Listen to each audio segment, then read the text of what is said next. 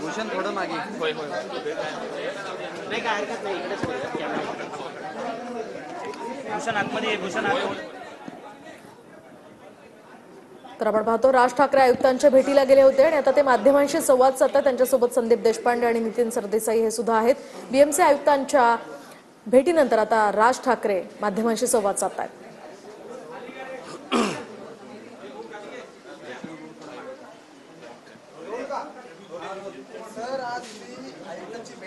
तू एक तर मायाशी बोल किंवा फोनवर बोल.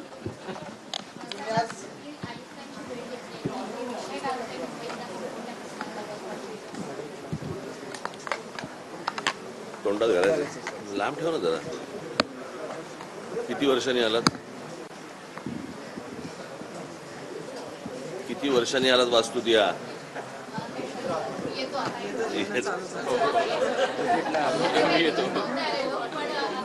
गल्ली बजेटला पण आलो होतो.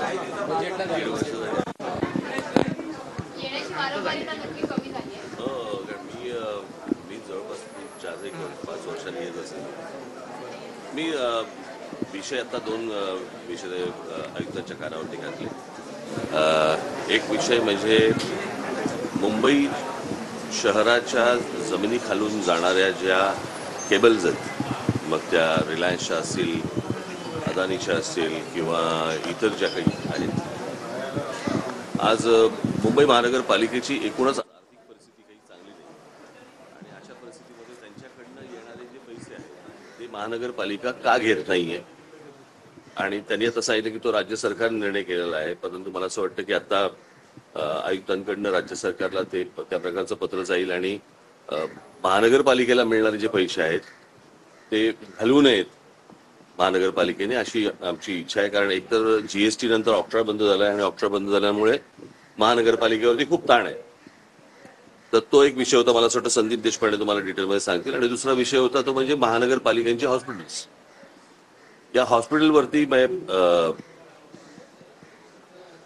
मुंबई महाराष्ट्रातनं येणाऱ्या पेशंट्सचा विषय नाहीये, परंतु परराज्यांमधनं येणाऱ्या पेशंट्सचा जो विषय आहे तो इतका लोड या सगळ्या महानगरपालिकांच्या हॉस्पिटलवरती येतो आणि त्याच्यानंतर सगळे परिस्थिती बिघडते अशी.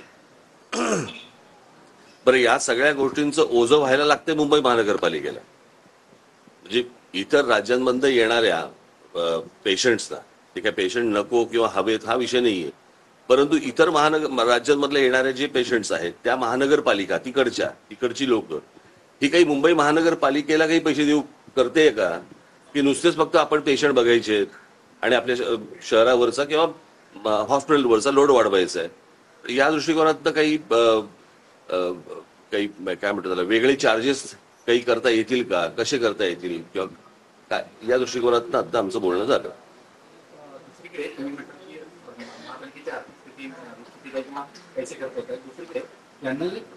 राज्य सरकारचं जवळपास 5-6 हजार येणं महानगरपालिकेचा बाकी आहे. 5-6 हजार कोटी 5-6 हजार कोटी येणं बाकी आहे. आणि महसूलवाढीच्या दृष्टीनं मुंबईतील कचरा असेल या गोष्टींवरती सुद्धा महापालिका कर लावणार आहे. कचरा असेल कचरा व्यवस्थापनासाठी ते कर लावणार आहे. 100 रुपयापासून ना आमचं तेच म्हणणं आहे या सगळ्यामध्ये की